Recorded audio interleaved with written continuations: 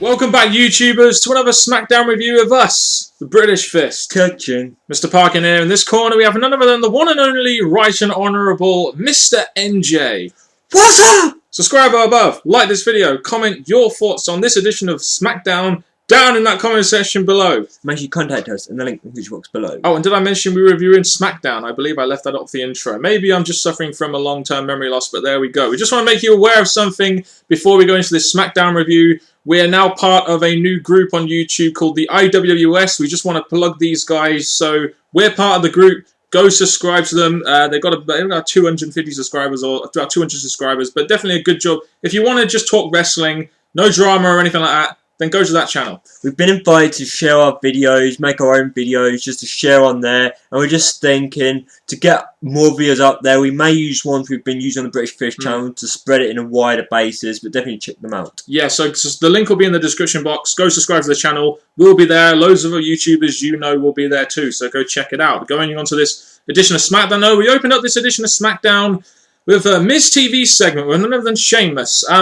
They basically spend a bit of time in the ring calling each other a loser. Sheamus says he is humbled by Big Show, but we get Kofi Kingston coming out, and then we get Big Show coming out, and we get the idea that it's pretty much going to be a tag team main event player. Pretty much. And the thing about this, I didn't think it was a bad opening. Yes, it was a predictable, tail-on kind of thing, but the way they went down, you had the whole interaction between Miz and the former champion, you know, a heel getting into the former champion's face, Kofi coming out to continue the Miz feud, Big Show coming out to diss another heel, as well as point out the fact that he should have been the one in this thing. So it made sense. It combined two feuds, and I don't think it was a bad opener, but the predictable main event was made from it. Yeah, I mean, it was like you're combining your mid-card feud with your main event feud there. So you get Sheamus in the ring saying he wants to fight now, but Show wants to wait until Survivor Series. I think that's pretty much set in stone, a rematch now at Survivor Series after what's happened over on Raw. And like we said, we got a tag match main event set up. So although it wasn't a great opener in my opinion, it still did a good job in establishing the main event and the mid-card feud and the Big Show Sheamus feud. I guess the one thing I will say though is I don't think Survivor Series I don't think Smackdown, sorry, did a really good job of showing us the teams for Survivor Series, like continuing on from what they did on Raw. Do you know what I mean? Overall, they were just concentrating on what they thought was important. They have Raw doing the big focus on what is coming at the pay-per-view, and SmackDown's just going to give us the extra filler matches leading up to the main event worthy matches. Like we got the whole mid-card stuff teased, we got the World Heavyweight, which is not going to be involved in the Survivor Series match. So I think they're concentrating on Survivor Series on the show that's most watched, and then SmackDown to fill up the rest. Yeah, to pretty much just to showcase the feuds. It's also very important to point out here that Miz TV segments never really seem to end up revolving too much around the Miz, do they? You remember when Big Show interrupted? He's like, "No, this is my segment." Well, with the Miz, I guess with this, just like the Piper's Pit and other various shows, they're not really about the talker, because the talker brings out normally the two challengers going into a certain match. So I think the Miz, he was just obviously getting himself involved with main eventers again, as well as the interaction with Kofi for the mid-card for now. So in my opinion, even though it's called Miz TV, this Miz TV show weren't that bad for what it accomplished. And much like a Piper's Pit, it does bring out other feuds, and it is a good way to continue and sell the stories of other feuds. I do agree with you on that one. In the next segment of the show, we had the highlighting of the Sin Cara and Rey Mysterio versus Darren Young and Titus O'Neil feud, which seems like they're going to be maybe doing some sort of rematch at Survivor Series, even though the babyfaces won at Survivor Series, they won on main event. You know, the first match was Sin Cara versus Darren Young. Very surprised here to see Darren Young beat Sin Cara clean, and you know, you're thinking finally primetime players get at least something after losing so many times. Because my thing about this, quick spoiler, is that they had Sin Cara lose his match and had the higher wrestler, the more popular wrestler being Rey Mysterio, getting the win. You would expect that because Rey Mysterio is the better performer and the longer term wrestler in the WWE. But for Sin Cara to lose a match in the way he did, okay, because the way Rey Mysterio won, I don't know why they did it in that way, so it's kind of off there, but WWE Smackdown booking here. Well, then you go to the Titus O'Neil Rey Mysterio match. Rey Mysterio beats Titus O'Neil with the roll-up, and then you have Rey and Sin Cara mocking the primetime players on the ramp, which I thought was quite funny. I don't think Sin Cara really has the Titus O'Neil or Darren Young strut, but there we go. I guess my one question here was, this was like simple tag team booking 0101. Why didn't they just save the Tyson Hill Rey Mysterio match for like next week, especially if they're going to hype it up? It would have given it would have given another match to highlight this feud. They could have spread it out. They were going to tease it that way. Like, Tides just stood on the apron. He could have just jumped down in the heel tactic, you know, I'm about to get in the ring, but I'm not going to. Gave us a next week match and maybe make a number one contender, unless they're going to stick it to the Rhodes Scholars to get their tag team rematch. But either way, if this is going to be Survivor Series, what are they really going to give us next week to continue this feud? And with Survivor Series involving the Daniel Bryan, Kane and Rhodes Scholars feud and essentially continuing that, you can't really see this as a number one contendership match. It's just a second tag team feud, essentially, isn't it? To try and carry on the bigger storyline that is Rey Mysterio and Sin Cara down the line, which is probably going to happen at WrestleMania 29, you would imagine. One big issue we both had with this show was the amount of filler. Now, they replayed the whole of the Raw main event for the Survivor Series thing, which does have some importance, but I do not like seeing these video packages. They also recapped the AJ Lee and Cena stuff. My question is, how much Raw filler do you need to put on SmackDown? Because there was barely any segments. There was like 5 or 6 segments on this show, which just really is not enough, in my opinion. There's so much damn filler. Because this goes back to when we first started reviewing SmackDown, because we used to be only a Raw show, and they did the whole thing where they did loads of Raw filler. From the Vault, remember? Video packs and all that stuff. So I think they're overdoing it again. Yes, it's not a 3-hour show, so with a 2-hour show, I think they have a more variety to concentrate on what's needed, and I just don't think they really did it here.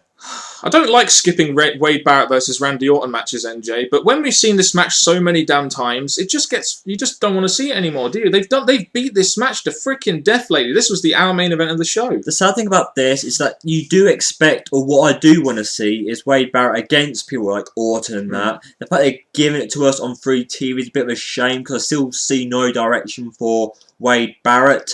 And Orton's in a feud with Del Rio, but he's facing Wade Barrett on TV, so I really don't see where Wade's going.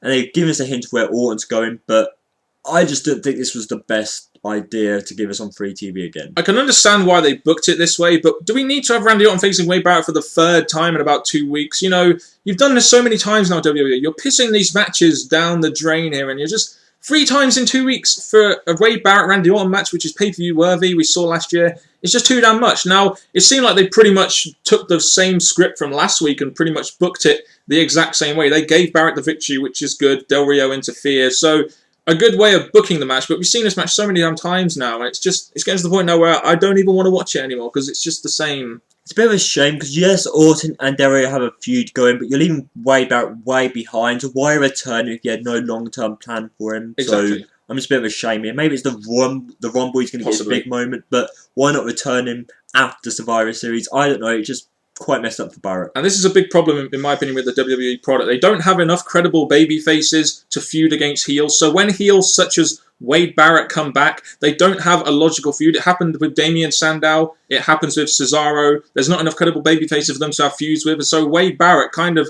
is there to further along other storylines, when really he should be the focus of a feud going maybe into possibly a Royal Rumble win. Very true. I'm expecting that's going to be the case, but he's come back a bit too early. But my question is, for a point of this video, is what do you think of Wade Barrett's return and his future going up to the Royal Rumble? Please share your thoughts in the comment section below. And do you also think he could win the Royal Rumble this year? I definitely down him as one, but if they continue booking him this way, I'm not so sure. They've taken a real main eventer in Wade Barrett, and they just ruined his return, haven't they?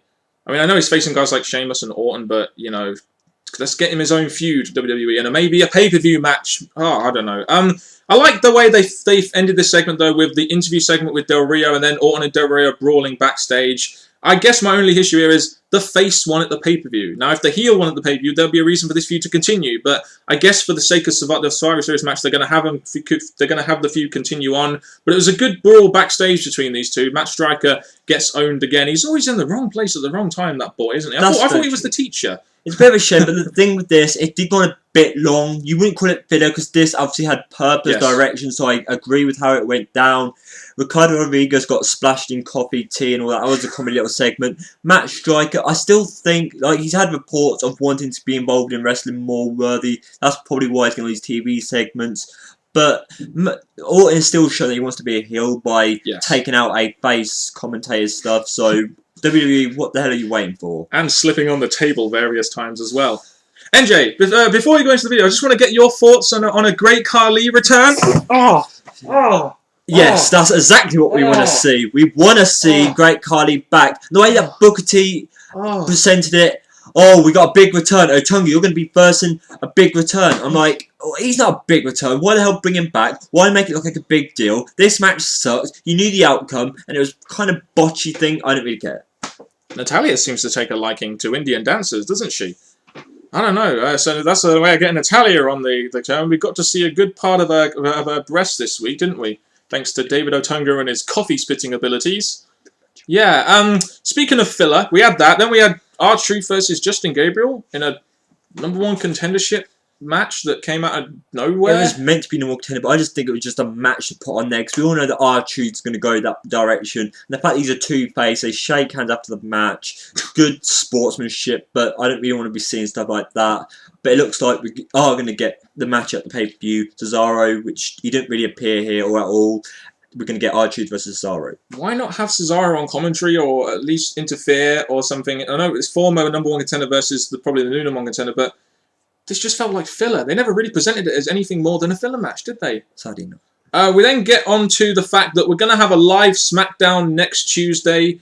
So what we're going to do with the Q&A is we're going to put that up on the next Friday in the free slot that we have. So look forward to the live Smackdown review next Tuesday. It looks like we're going to get Del Rio versus Orton in a Falls Count Anywhere match as the kind of like main draw of this Super Smackdown. I do think as it's Super, they do need a big drawing thing, but it looks like they're getting a big match like Anywhere Falls on Smackdown, and then the Survivor Series match is a good way to hype up, and at least they announced this on Smackdown, not on Raw. They can announce this on Raw where more people will be watching, but do it on SmackDown because it is a SmackDown show.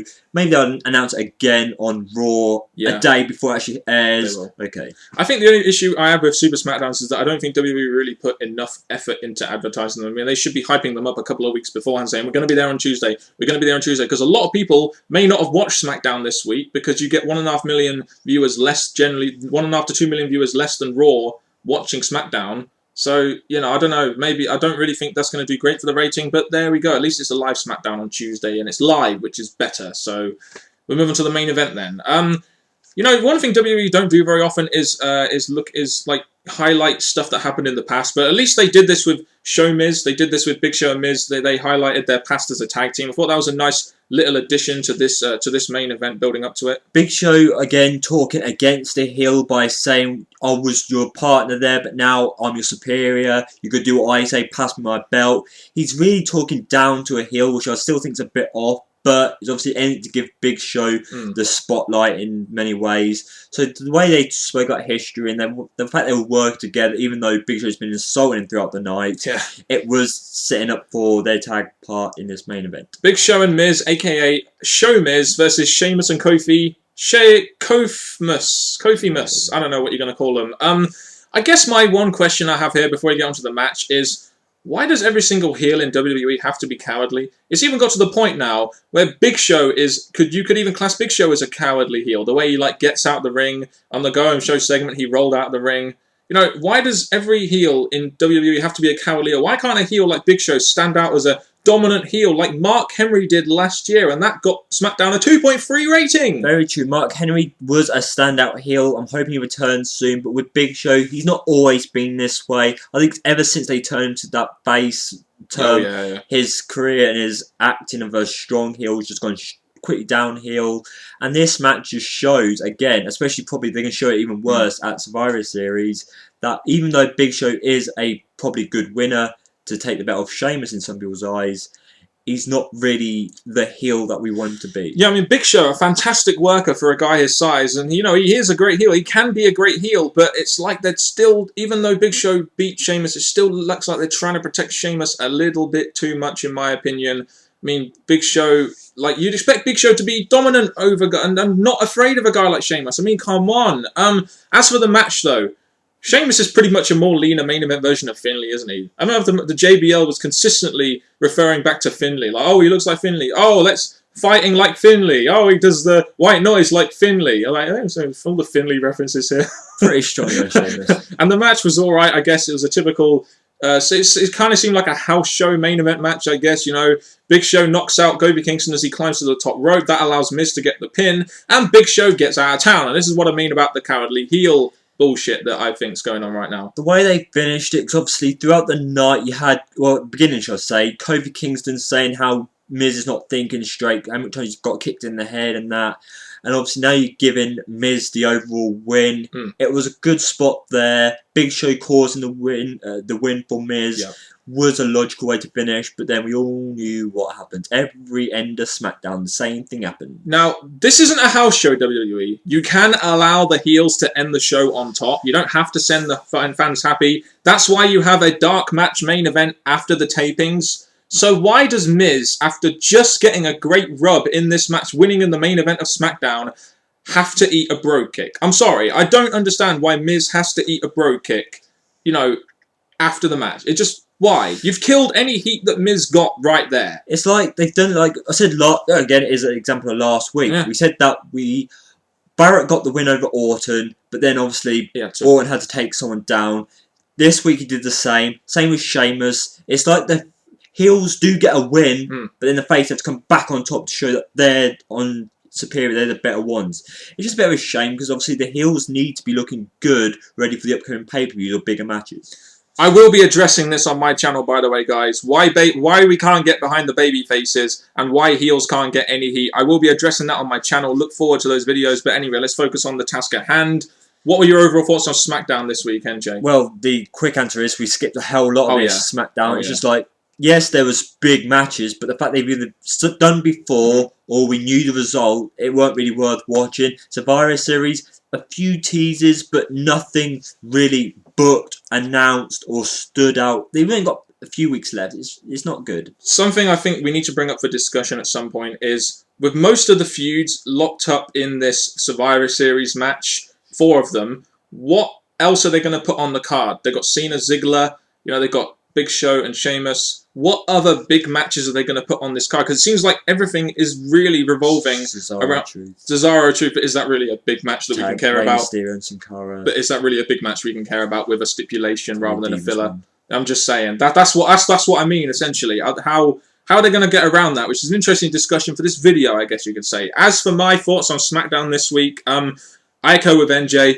We skipped a hell of a lot of this SmackDown. We'd seen like Wade Barrett versus Orton way too many times now. Way too much filler on the show, which seemed to take about 25 to 30% of the show up. And there wasn't even that many segments on this show, really, was there? Because it was seemed to focus on what the fuck was going on Raw. And how can SmackDown feel like an important show when it seems like they're more focused on what is going on Raw? I mean, for Christ's sake. Overall, it weren't a very good SmackDown, but it's going to be predictable now that SmackDown's not going to live up to what it used to. Really is, and that is probably why people don't necessarily comment as much on the SmackDown review now, because it's just not a very interesting show. It doesn't really warrant comments, to be honest, and that is why we try our best here at the British Fist to give people discussion, so you can guys get talking about something in the comment section below, because right now SmackDown is very uneventful, and there's not really that much to talk about, really, is there? So leave your thoughts in the comment section below if you have any, and also take into account the discussions that we've talked about in this SmackDown review. I have been Mr. Parkin. This guy sitting next to me is going to give you an outro. It's none other than the one and only N to the J, NJ. I'm going to have to liven this up because SmackDown just didn't do any good.